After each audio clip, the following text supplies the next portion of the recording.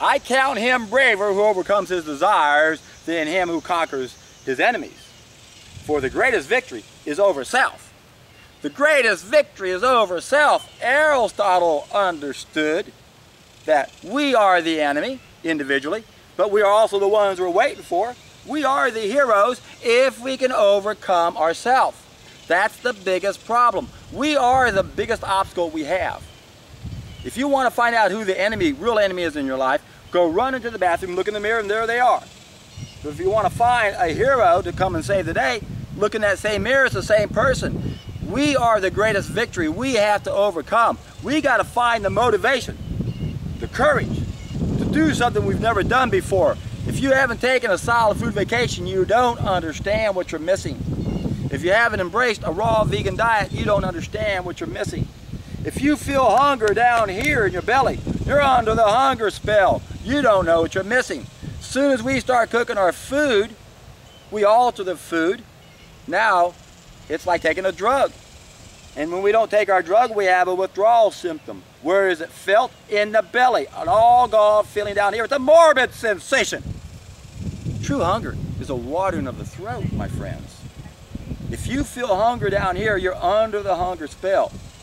And you're going to go look around for everybody you can with all the great credentials to say, look how great cooking is. Say, look, he's a Harvard professor. He said cooking's what made our brains grow.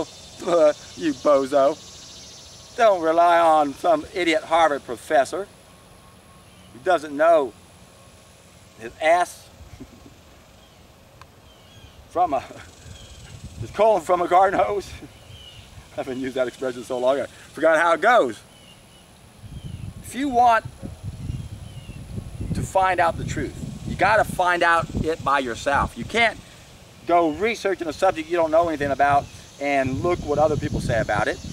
I mean, I got to admit, I do that when I first read a book, or if I look at a book, I'll go to Amazon and look at the reviews. If I watch a video, I'll look at the comments.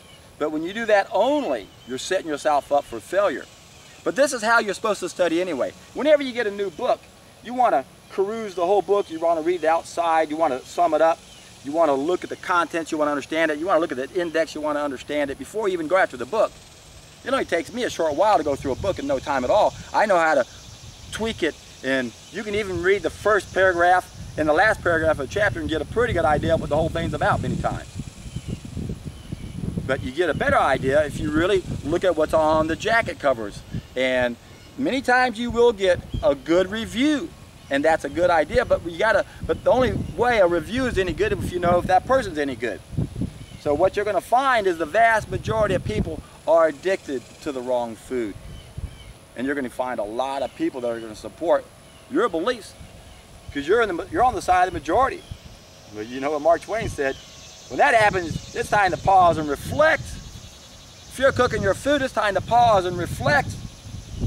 If you're waiting for someone to come along and save the day, it's time to pause and reflect because you're the hero, my friends. When you can realize that you're the one you're waiting for, you're in for a treat.